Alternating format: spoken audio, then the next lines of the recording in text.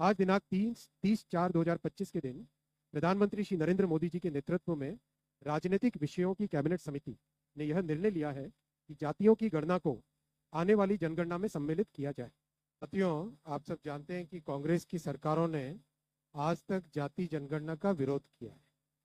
आज़ादी की बाद की सभी जनगणनाओं में जातियों की जनगणना नहीं की गई।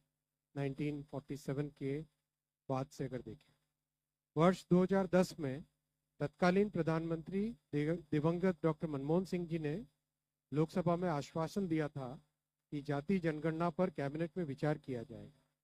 तत्पश्चात एक मंत्रिमंडल समूह का भी गठन किया गया था, ग्रुप ऑफ मिनिस्टर, जिसमें अधिकांश राजनीतिक दलों ने जाति आधारित जनगणना की संस्तुति की थी।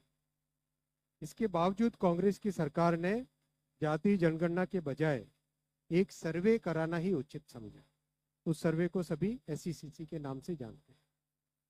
इस सब के बावजूद कांग्रेस और इंडी गठबंधन के दलों ने जाति जनगणना के विषय को केवल अपने राजनीतिक लाभ के लिए उपयोग किया। जनगणना का विषय संविधान के अनुच्छेद 246 की केंद्रीय सूची की क्रम संख्या 69 पर अंकित है। यह केंद्र का विषय है। हालांकि कई राज्यों ने सर्वे के माध्यम से जातियों की जनगणना की है। जहां कुछ राज्यों ने यह काम सुचारू रूप से संपन्न किया है, वहीं कुछ अन्य राज्यों ने राजनीतिक दृष्टि से और गैर पारदर्शी ढंग से सर्वे किया है। इस प्रकार के सर्वे से समाज में भ्रांति फैली है।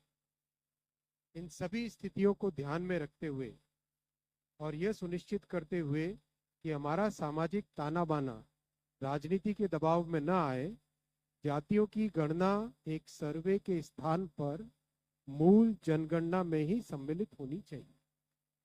इससे यह सुनिश्चित होगा कि समाज आर्थिक और सामाजिक दृष्टि से मजबूत होगा और देश की प्रगति भी निर्बाध चलती रहेगी। आज दिनांक 30/4/2025 के दिन प्रधानमंत्री श्री नरेंद्र मोदी जी के नेतृत्व में राजनीतिक विषयों की कैबिनेट समिति ने यह निर्णय लिया है कि जातियों की गणना को आने वाली जनगणना में सम्मिलित किया जाए। यह इस बात को दर्शाता है कि वर्तमान सरकार देश और समाज के सर्वांगीण हितों और मूल्यों के लिए प्रतिबद्ध है। जैसे कि पहले भी जब समाज के गरीब वर्गों को 10% आरक्षण का प्रावधान किया गया, तब भी समाज के किसी घटक में तनाव उत्पन्न नहीं हुआ था।